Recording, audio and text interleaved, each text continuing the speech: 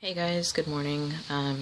So I just wanted to read a paper that I wrote back in 2004 when I was a freshman at Napa Valley College, and I was 18, and it was first term English for me, and I had the best professor in the entire world. Her name was Dr. Melody Seymour, and she still is an inspiration to me to this day, but that's how deep of a mark she made on me. So the paper is on my ideal society and what I see my utopia as.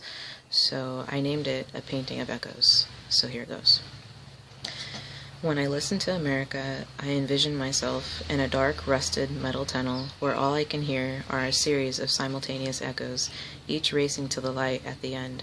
Never can I clearly understand the message of just one, because they are all overlapping, but in the essence of their melody, I realize they are all trying to say the same thing.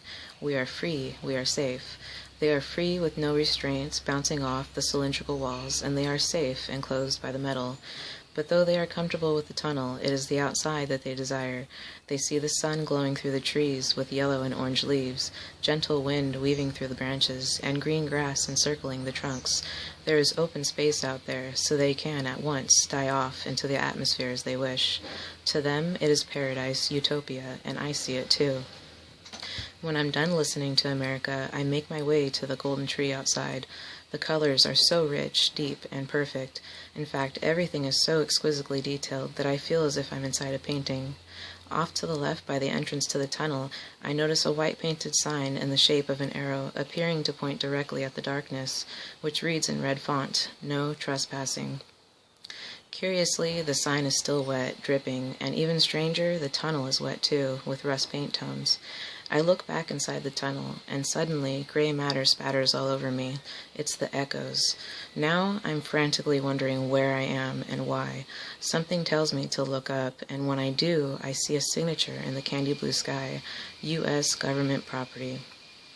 When I see America, I picture a canvas painting resting on an easel in which the artist is the government.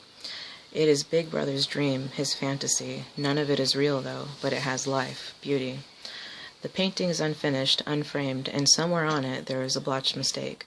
This irritating mistake cannot be erased, but it can be blended in, of course.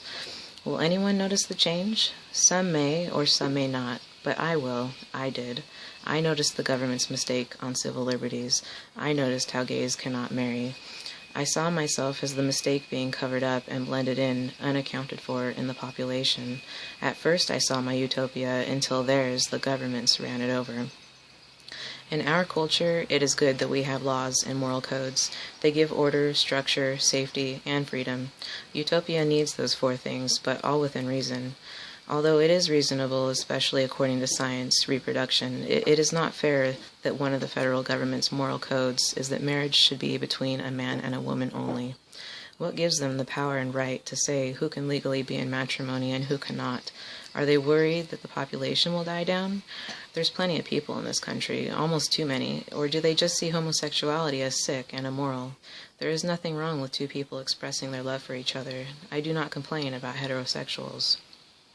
Over the years, America has slowly overcome racism against race, gender, culture, and sexual orientation, but not nearly enough or all the way. To me, there is nothing worse in the world than racism of any sort. We are all human, and we all function the same way. Why are homosexuals a threat to society? Why can't they be treated the way heterosexuals are equally? They are not doing any harm to anyone. I am not hurting anybody. If one is not hurting another and is following the laws and moral codes, then she should be allowed to do as she wishes. Often, I wonder about my future with my partner, and I think about the problems I will face with her in our culture. We won't be able to marry, own property, visit each other in the hospital emergency department, and participate in all those legal things heterosexuals are allowed to do. That is not equality. That is not the American way. Recently, however, some states allowed civil matrimony for gays, allowing them to be legally in love. There is a flaw, though. If they leave the state, they are no longer married. I thought that with this new development we were one step closer to a complete utopia, but now I am even more discouraged, especially because President Bush wants to make a federal amendment banning gay marriages. I believe that as soon as America understands what love and equality are, we will have created a complete utopia. On my terms, love is when any two people, man and woman, man and man, woman and woman, meet eye to eye, who understand each other completely and who stand at each other's side till death do them part. Equality is when there are no prejudices between the people and when compassion is fully recognized. America has learned tolerance, but tolerance is not compassion nor equality. When people are tolerant to diversity, they are showing ignorance to society politely.